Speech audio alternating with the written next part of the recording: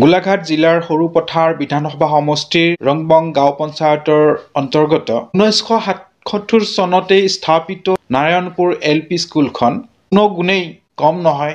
চৌহদৰ ফালে চাওক, চৌহদখন আহল বহল কেনেকুৱা। এখন প্ৰাথমিক বিদ্যালয়ত যিখিনি থাকিব লাগে চৌহদ সিখিনিয়ে আছে, পৰ্যাপ্ত পৰিমাণৰ আছে।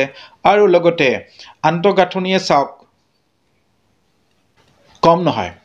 ছাত্ৰ ছাত্ৰীৰ ফালৰ পৰা 120ৰ ওপৰত আছে ছাত্ৰ ছাত্ৰী। কিন্তু পৰিতাপৰ বিষয় এটাই, সেইটো হৈছে এই বিদ্যালয়খন এতিয়ালৈকে প্ৰাদেশিকৰণ হোৱা নাই।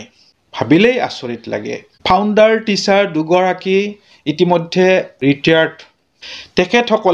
তেখেতসকলৰ যি সপোন আছিল, সেই সপোন বাস্তৱায়িত কৰিবলৈ তেখেতসকলৰ পুত্ৰসকলক, অৰ্থাৎ দুগৰাকী শিক্ষকৰ দুগৰাকী পুত্ৰ সন্তানক এই বিদ্যালয়খনত ৰাইজৰ পৰামৰ্শ মতে আকৌ নিয়োগ কৰালে সপোনবোৰ কিজানিবা বাস্তৱায়িত হয়েই।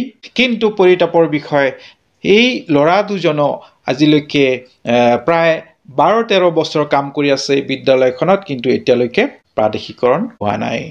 এই বিদ্যালয়খনৰ সভাপতিগৰাকীয়ে কি কৈছে অকণমান চাওক। নমস্কাৰ, মোৰ নাম শ্ৰীযুত পবিত্ৰ দাস।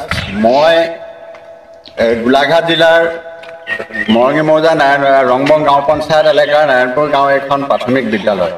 এই প্ৰাথমিক বিদ্যালয়খনৰে মই বৰ্তমান পৰিচালনা কমিটিৰ প্ৰেছিডেণ্ট। গতিকে আজি মই এই বিষয়ে চৰকাৰক অৱগত কৰাবলগীয়া হৈছে কথাষাৰ। 1977 চনতে এই নাৰায়ণপুৰ প্ৰাথমিক বিদ্যালয়খন প্ৰতিষ্ঠা হোৱা। আজি পৰ্যন্ত এই স্কুলখন প্ৰাদেশিকৰণ নহ'লে। বিনা বেতনত দুজন শিক্ষকে ইয়াতে বিনা বেতনত শিক্ষাদান দি তেখেতসকল ইয়াৰ পৰা অৱসৰ লৈ বিদায় ল'লে। আৰু তাৰপিছতো তেখেতসকলৰ দুজন পুত্ৰই আজি ইয়াতে বিনা বেতনত খাটি আজি ইতিমধ্যে আজি 12-13 বছৰ তেওঁবিলাকেও ইয়াতে বিনা বেতনে খাটি শিক্ষাদান দি আছে। স্কুলখনত ছাত্ৰ ছাত্ৰীৰ হাৰ 120 জনতকৈও অধিক আছে।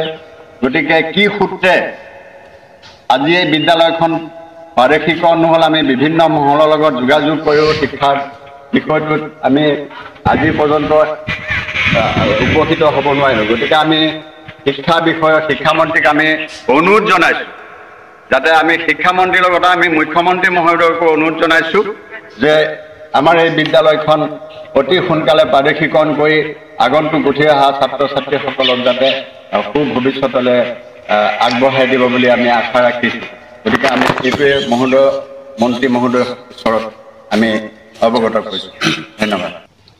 হয়, এই ভিডিঅ' ক্লিপটোৰ যোগেদি সভাপতিগৰাকীয়ে বিদ্যালয়খনৰ সবিশেষ জনাবলৈ বিচাৰিছে চৰকাৰক, আৰু আবেদন জনাইছে চৰকাৰক যাতে এই বিদ্যালয়খন প্ৰাদেশিকৰণ কৰি লয়। এনেধৰণৰ কিমান যে আৰু স্কুল আছে। 1977 চনৰ এই বিদ্যালয়খন, এতিয়া ইয়াৰ বয়স 47 বছৰ। এনেকুৱা 47, 50 বছৰ, 30 বছৰ এনেকুৱা বয়স হোৱা স্কুল কিমান যে আছে অসমত। আৰু এই বিদ্যালয়বোৰত অপ্ৰাদেশিকৃত শিক্ষক কিমান যে আছে, দুৰ্ভগীয়া শিক্ষকসকল।